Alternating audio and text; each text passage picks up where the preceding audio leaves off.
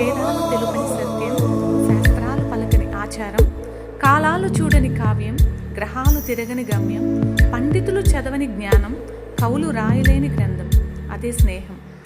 పాదమెటుపోతున్నా పయనమెందాకైనా అడుగు తడబడుతున్నా తోడురానా, చిన్ని ఎడబాటైనా కంట తడి పెడుతున్నా గుండె ప్రతిలయలోన నేను లేనా, ఒంటరైనా ఓటమైనా